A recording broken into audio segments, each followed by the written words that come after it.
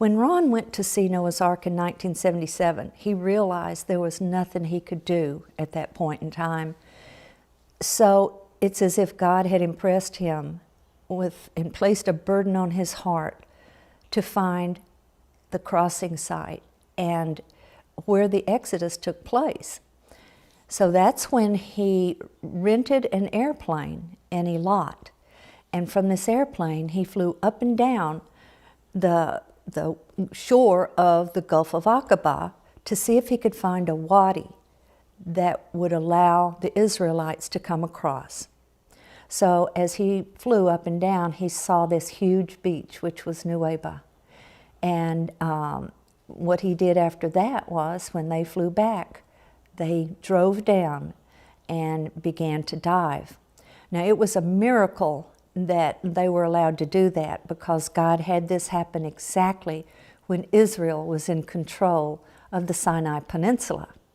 They could have never done this if it was under Egyptian control, so that's the first miracle, in my opinion. In later years, a couple of years later, Ron took Rennie Norbergen with him to the beach to show him. And Rennie wrote about it in his book here that you can see. And he told Mr. Norbergen that he believed it was Jebel El Lawz. So when he looked at the flight maps that he was able to get, he saw an area that appeared to be enclosed in the rim of an ancient volcano. And to the best of his figures, he came up with an area of about 5,000 square acres. And he knew that would certainly be large enough to be the camp of the Israelites. Ron had applied for a visa to get into Saudi Arabia for 4 years. He tried hard. He wrote to the embassy, and it was impossible to get a visa in. So he had arranged for him and Ronnie and Danny to slip across the border. And when they did that, they were able to pick a taxi who drove them out so far, and then they got another ride, and they made it right to the mountain. And it was the Bedouin who said, "Oh, Jebel Musa Henna." And they knew they were in the right place. And what Ron saw on that first trip, there were no fences back then. There was nobody living there. And he was able to drive actually into the Holy Precinct area. They just drove right in and around, and he saw everything. He saw what looked like an altar to him. He saw a lot of stuff that day, but then they had to leave. They were run out. When they came out, they were run out of the area. And so as they got back to the border, they thought everything was going to be okay. They were just going to slip across the border. And if they were caught, what Ron had found out was that if you're caught illegally in there, they will just kick you out of the country. But it didn't happen, because someone had reported them to the embassy in Washington, D.C. as being Israeli spies. Now, I'm not going to reveal the name of that person, because he's not here to defend himself. So, and it's really irrelevant, because in the end, it worked out to God's glory, because Ron was able to go on TV, and national TV, and tell the world what he saw out there, and even quote Bible scriptures. Now, while he was arrested, it was not an easy experience for him, but he said they had some nice people there. One of them especially, whose name was Ali. He was a very kind man. They were in a place called Hagel, which is a city just south of the Jordanian border, right on the coast. And they were arrested by the Coast Guard, and they were held there. And due to the nature of what they were charged with, they were treated kind of rough at first, but when they got there, there had been a lot of sickness. And Ron investigated and found out that what was going on was probably yellow fever, because several men had died, and the whole area was infested with mosquitoes. So Ron asked them to get him a lot of olive oil, and he wrote out prescriptions. When he told them he was an anesthetist, they didn't understand that. And finally he told them he was a sleep doctor, and they understood that he put people to sleep for surgery. So they accepted his prescriptions. He wrote a prescription for antibiotics. They brought it back. Everyone began taking them. They killed all of the mosquitoes. They put it in their toilet. They put it in the standing water. And from that time on, everyone got well. So that had gotten them into the good graces of the Saudis. And I think that was the first real miracle that helped both them and the Saudis.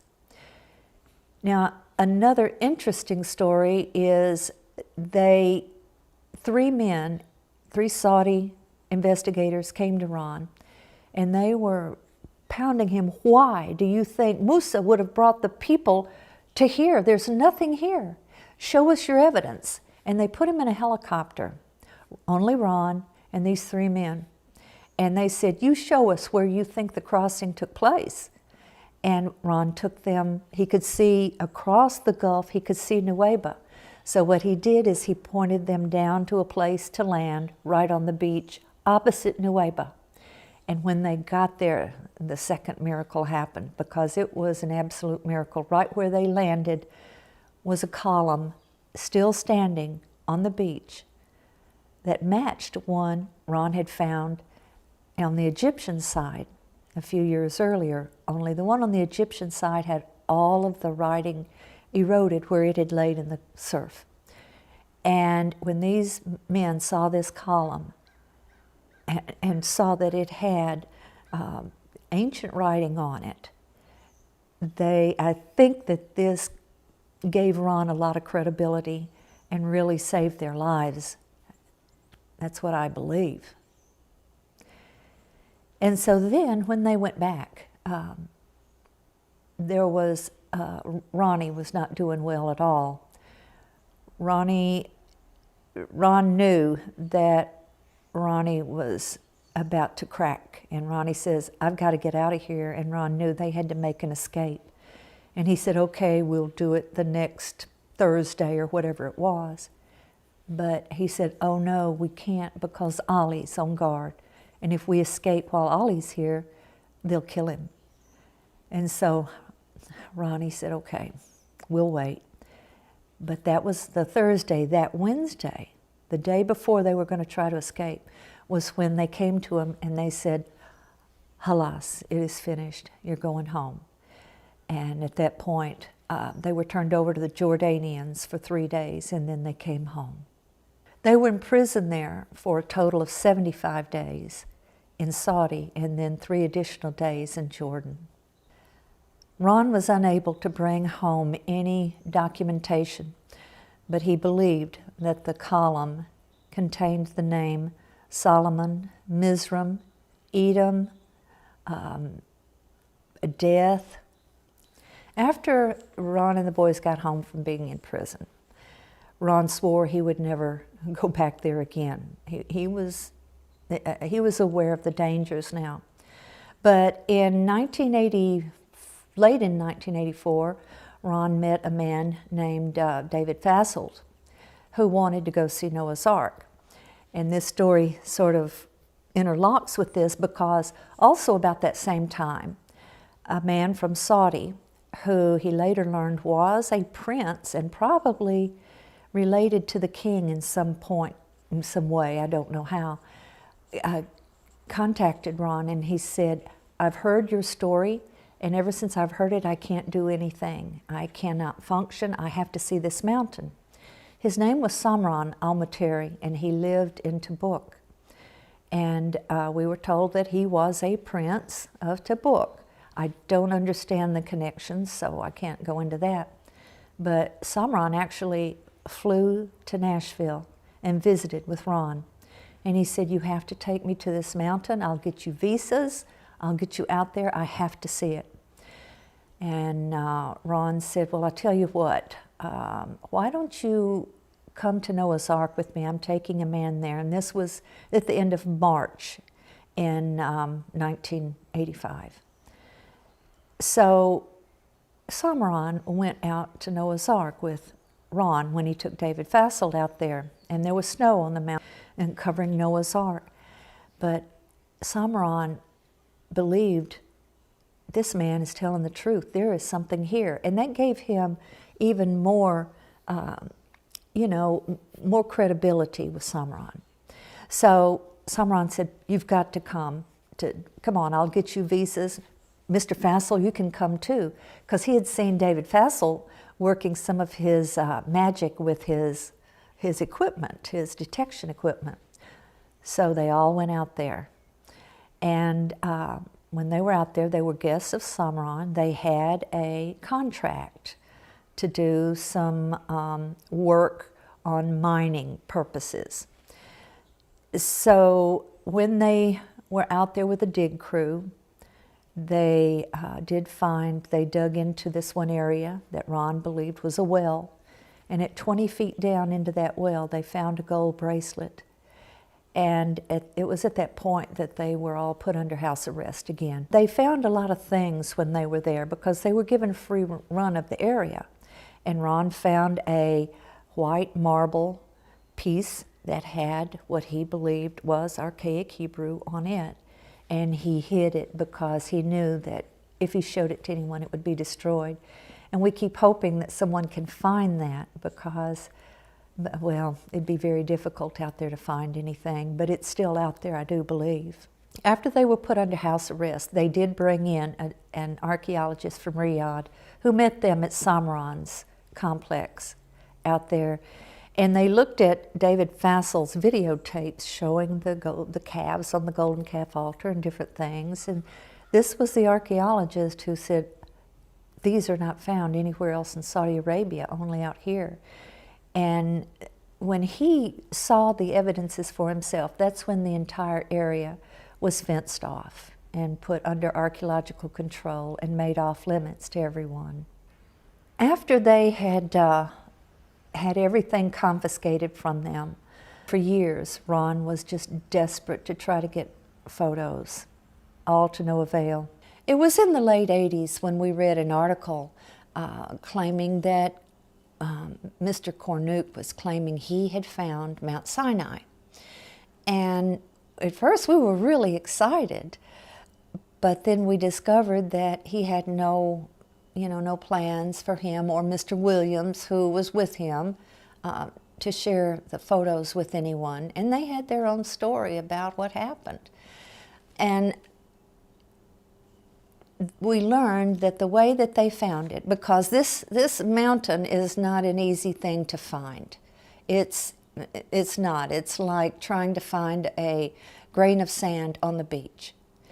So I'll read from the beginning of their book in the foreword, which David Fassel wrote. He said, was Larry afraid to give it a try, talking about sneaking into Mount Sinai? He says, nah, would I go with him? He says, well, not exactly, but I'd give him a map. He had told him everything about Ron's story. And so in the books that followed, their story also includes episodes where they claim they told people they were doctors. And so all Ron could do was pray about it, and he kept trying to contact Samran and see it, because Samran had claimed that he could get the photos and videos and get it to us. He was asking large amounts of money, more than we would ever see in our lifetime. And then finally, there was a time when we went to Nuweiba. This was in January of 1992. When we were in Nuweiba, I had brought a map with me to Saudi Arabia. I don't know why. This was not something Ron and I talked about, but I had put 3 copies in my luggage, mainly because we had just bought a fax machine and I could make copies with it. So I had those in my purse, and we're out at Nuweiba, and Samran speaks English, but his wives do not. So we would have Ahmed Sami, who was the man who worked at the desk in Nuweiba at our hotel. He would try to call for us, and then he would interpret to the wives, since they couldn't speak English, because Samran was never there. Finally, when Ahmed Sami figured something was going on here, he said, tell me about this, maybe I can help you. So, and we just called him Sammy. And Ron explained to him that there was Mount Sinai in Saudi Arabia. And then he told him about his other discoveries, about Noah's Ark and all of these things. And Ahmed Sami had this great idea. He says, I can get this for you. He says, every Muslim is allowed to go on a Hajj visa to Saudi Arabia once in their lifetime. In fact, we have to. He says, I've never gone on mine. And so the deal was, we gave him some money to buy a ticket over there. We left him a camera, and Ron even gave him $500 extra to go over there. Now, when we got home, we got a call from Ahmed Sami, who's saying, I need more money. This is going to cost more than I thought. So I'm the stingy one in the family. Ron was quite willing to give him more money, so I said, okay. So I go to the bank. I made the wire transfer based on the instructions Sami had given us. And I think it was another $1,500. I can't remember exactly. But I kept saying, Ron, we're just throwing away money. I got a call from the bank that the wire didn't go through because there was a number missing, a wire number missing, and I needed to get that. So Ron had me call Ahmed Sami, and I called him, and I got that number, and I called the bank back the next morning and told them I wanted to go ahead and make that wire, and here was the number. And they told me, well, you're going to have to come in. We can't do bank wire transfers over the phone. So I went down to the bank and I gave them the information, and when I got home, we got the call that they couldn't make the wire because their wire system was down for the afternoon. That would be the next morning. Well, what happened right after that was a miracle. Ron got a phone call from a girl who said that she didn't know what this was about, but her brother had called her and said, find this man named Ron Wyatt and give him my number and tell him to call me. And when I looked at Ron's face, he turned white as a sheet while he was on that phone. And I said, what? I didn't know if someone had died or what. And he said, I don't know. And he immediately called this number in Saudi Arabia. And this man answered, and his name was Jim Caldwell. The Caldwells were a family who were living and working in Saudi Arabia near Riyadh. He worked for Aramco. And so they had to go out of the country every so often to keep their tax status with the United States. So in their trip that they had to take to leave the kingdom, they came into Egypt. They were especially interested in going to see St. Caterina's or St. Catherine's in the Sinai Peninsula. This is supposedly the real Mount Sinai, but it's the traditional site. It was located by dreams and mysticism from the mother of Constantine. That's how it was located. So anyhow, they went out there and they came away very, very disappointed because they knew they had not seen the real thing. And when they had left Nueva, they had been at the same hotel that we had been at, and Sami there knew that they lived in Saudi Arabia. So when they came back through that second time after their trip, which was right after we had left, he was very excited. He had already figured out what he was going to do, how he was going to get the footage, and how he was going to collect a grand sum from Ron Wyatt. When they came back, Ahmed Sami told him, you've got to do this for me. And he was trying to get Jim and his wife Penny to make these photos for him and then give them to his brother in Saudi, who would give them to him.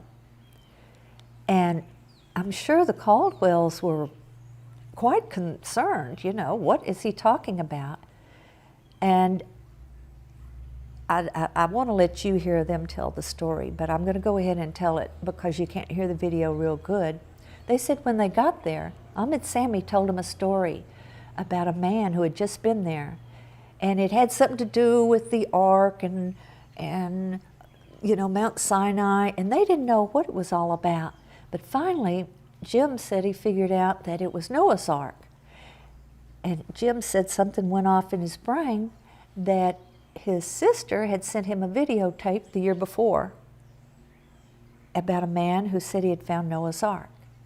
And that man was Ron Wyatt. And so what Jim would do, he said, was he'd take these tapes. They would come in on 8mm tapes because they were small. And he would transfer them to a VHS tape. And then he would reuse the 8mm tapes. I imagine it's kind of hard to get tapes over in Saudi. So him and his wife and his 2 kids, they're doing their usual out of the kingdom visit that you have to do when you work over there every so often to keep your tax status. And they had just gone to St. Catherine's and were very disappointed because they thought it was the real Mount Sinai. And they had really wanted to see that, but they didn't. So when they got back, and they were praying and studying and wanting to see the real Mount Sinai. And so there's more to their story, which they can tell, but when they got there and Ahmed Sami told them this story, Jim said, he thought a minute and he said, I brought 10 tapes with me on this trip and to use, and I've used 9 of them. I wonder if the one I haven't used, and he put it in his video recorder, played it, put it up to Ahmed Sami's eye, and Ahmed Sami said, that's him, that's the man. He had not used the tape that had Ron on there. And they were all very, I mean, that was a miracle. That was a miracle right there. And we had left a map with Ahmed Sami, and Ron had me draw a cow on there. Then he had me draw the mountain with a tree between 2 boulders and some other things. I don't remember all of it. But Jim and Penny went there right when they left Nuweiba, took their car, and on their way home, they went to Mount Sinai and they made all these pictures. And when they got them, they called Ron and said, we want you to have these. So a few weeks later, Ron flew to Bahrain and met them over there, because you can fly freely to Bahrain, but you can't Saudi, and it was very quick and easy for them to come there. So they gave us not only copies of the video, they gave us all their photos, and they gave us even the negatives. And this continued for quite a while. They would, Ron went over there a couple of times. They had a place, they called it the Mexican restaurant. They spoke in code over the phone because I think everyone was rather nervous about what they were doing, especially them, because they lived there. So all the pictures and videos that they brought to us, I honestly believe that was the happiest I'd ever seen Ron, and you know, in anything relating to all of this work that we had been doing, because for so long he had wanted to show people. Ron didn't do this to gain any fame or fortune or anything like that. Ron just wanted people to see what God had preserved for them.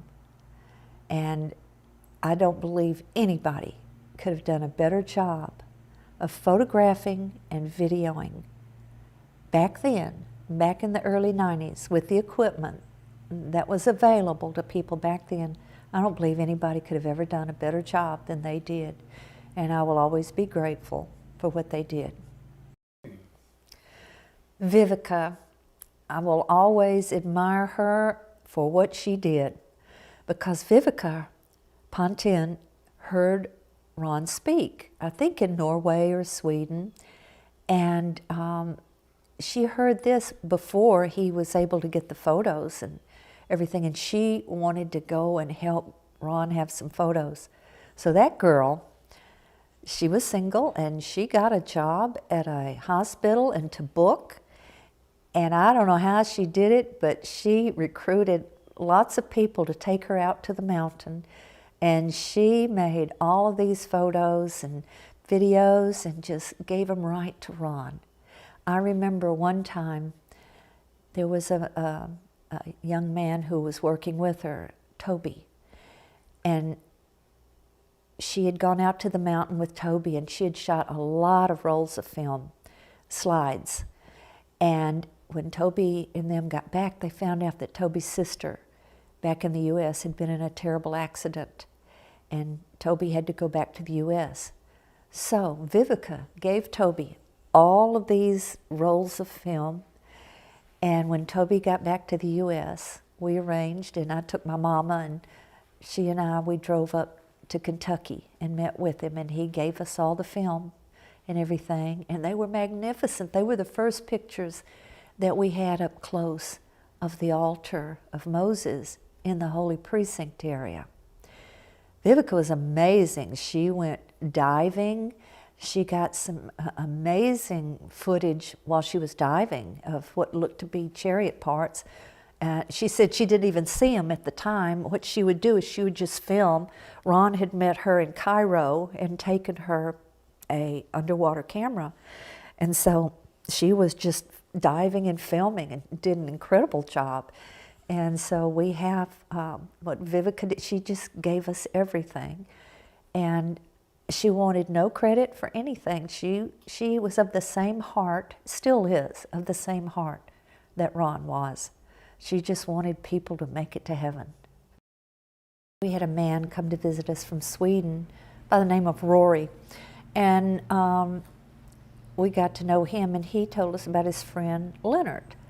And so Leonard was very interested in the discoveries, and he was a highly educated man. He was a geneticist at the Karolinska Institute in Stockholm. And so Leonard came to visit us a few times, and he drew up a contract with Ron. He wanted to write a book about all these discoveries with Ron. Ron was going to be co-author. And so Leonard came, and he even came to visit Ron when he was sick and dying, but they never got the book written. So after Ron died, Leonard came to see me. I think it was in October of '99. He came, and he wanted to write the book. And he said he would, he needed to be the only person on the cover because of his credibility. I was still grieving Ron very much, and so he drew up a contract. It was a strange contract. It was in two parts. One part of it was the contract to write the book. The other part of it was the contract that he could use the pictures. So I gave him all of my research. We went downstairs where all the books are, and I gave him all the research, and then he went back to Sweden and he wrote the book. And he sent me 2 or 3 different manuscripts because I had the right of refusal. Got to check it and everything. And it was an excellent book, and it was all about Ron's work. But the only place in there where it told was one little paragraph that said this is based on, the research and discoveries and field work of Ron Wyatt. And anyhow, Ron had taken him diving a couple times and showed him everything. And after the book came out, I no longer heard from Leonard anymore, even though I was supposed to receive 50% of the proceeds.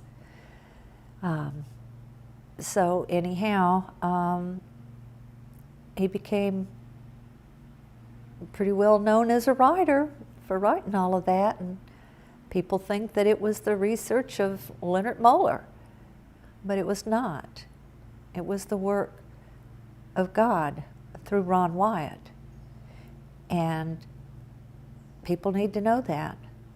No matter how many degrees you have, no matter how intelligent you are, without God, you cannot do anything. I mean, you can do something to impress man, but you can't impress God. And so it's rather sad that Ron told me that day when we were talking about this. He said, when I'm gone. This was right before we went out the door to take him to the hospital where he died. He said, when I'm gone, everyone will be jockeying for position. I was, my mind was elsewhere. I did not know what he meant, but I never forgot what he said. And so the whole story of these things needs to be known. There's a lot of people who did a lot of wonderful things, but God is supposed to have the glory. because he did these things. He preserved these things for this time in history.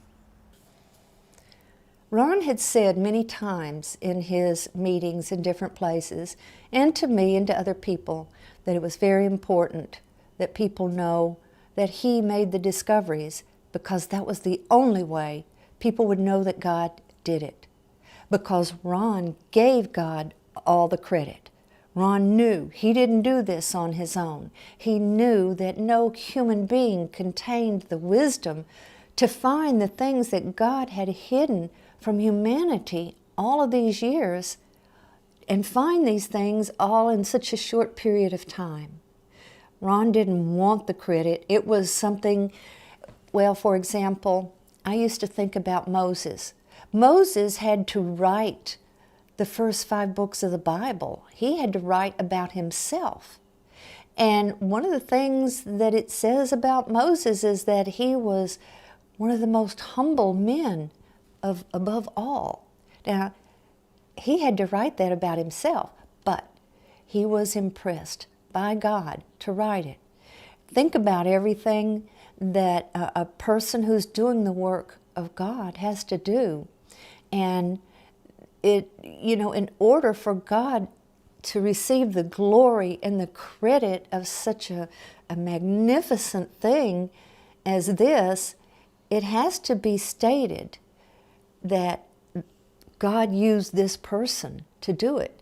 He used a person who was faithful, a person who had no ulterior motive, who had no want or desire for fame or fortune.